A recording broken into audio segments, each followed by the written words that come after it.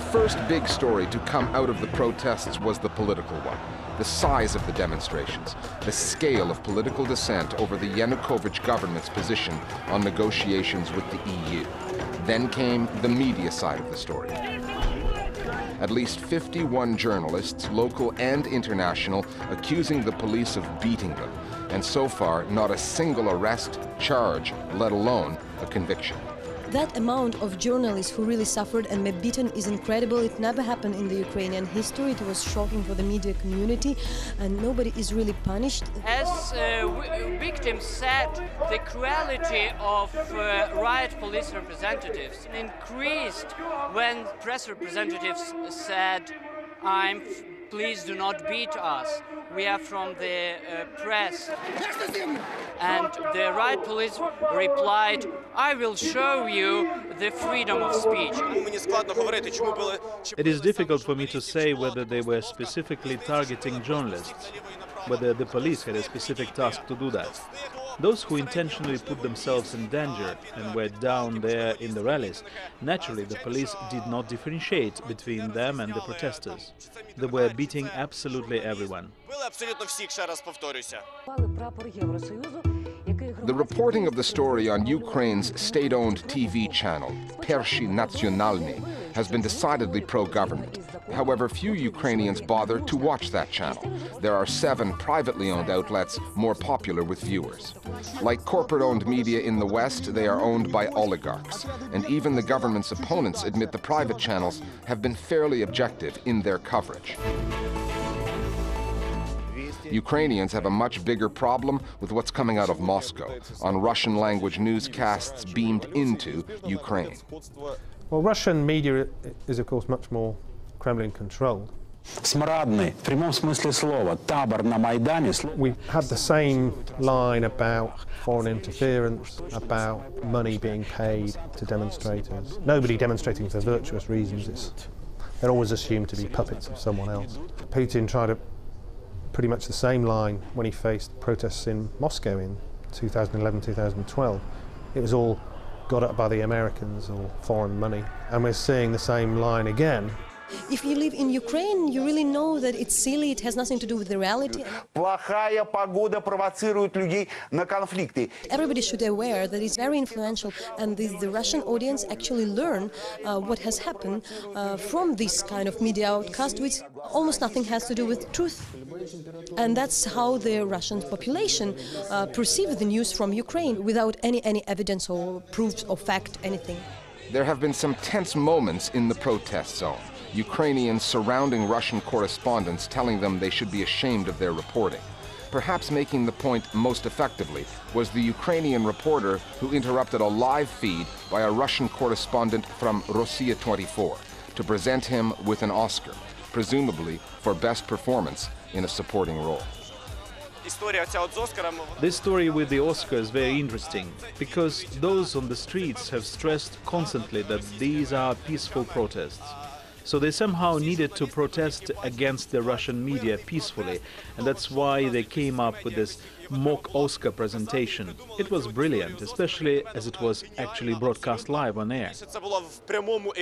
Now, giving a mock Oscar, well, that's wonderful for us in media. It sends a message, I guess, to show one side covering the story is better or worse than the other. I've looked at all of the coverage, more or less, and again, there are different agendas and there are different objectives. As Russians and many Ukrainians see it, the Western and international media have objectives of their own that date back to the Cold War. The toppling of a statue of Vladimir Lenin, which Western journalists saw as symbolic. As night fell, what could be more symbolic than felling a statue of Lenin? Actually symbolized some of the shortcomings of the foreign media on this story. In many ways, it was a conscious reenactment of the toppling of the statue of Saddam Hussein, which, to be honest, made it a bit weird, because the protests started about an agreement with Europe, then they became more or less about everything, about the president and his legitimacy. So this kind of old-fashioned historical symbol, many people saw as a bit of a diversion. And I have to tell you, I thought it was humorous.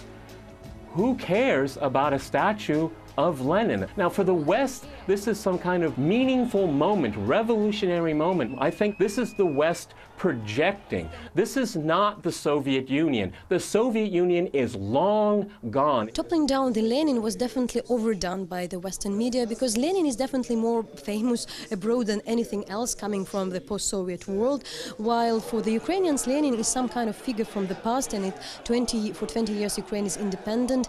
Of course, there was some glorification when the Lenin fell down, but definitely by the international media, the story is overdone. But that's what happens when the global media parachute into a story in a country they know little about. Perhaps the post-Cold War narrative wasn't part of any agenda, but what some see as context, others have already consigned to the dustbin of history. Time and Ukraine have moved on, even if Western journalists think they're back in the USSR. Now, this all may sound strange to you and your audience, but Yanukovych is the president of Ukraine. Putin is president of Russia. They have interests, mutual interests, but one is not dictating to the other. Hardly. But I point out one thing that's hardly ever mentioned by Western media. Ukraine, given its very, very interesting and troubled history, is never a binary. You're for us or against us. It always has to be a third way. And this is what Ukraine is going to have to resolve one way or another. The danger with the kind of Western perception of these events is depicting Ukraine as a bystander, or a passive tool, that it's simply being torn apart between Russia and the West. If you look at what people are protesting against in the streets, Russia hardly gets mentioned at all. Russian media, when it misinterprets what's happening in Kiev, sure, they attack that, but their real grievance is against their president. Our Global Village Voices now on the news coverage of the protests in Kiev. Media has presented the ongoing protests in Ukraine as one that pits pro-European protesters against a pro-Russian government. But the protesters are always, it seems, presented as a united front with a common goal, and there's no indication that there's any divergence or difference in their ranks. Dichotomies like this are always going to oversimplify what is very often a much more complex situation on the ground. The activists and independent journalists online were very, very active in covering the protests. There were Facebook groups which now have thousands, hundreds of thousands of followers that have covered the protests and accumulated photos. Independent outlets were doing live streaming online. So actually civic journalists and activists have been very, very much instrumental in covering the protests.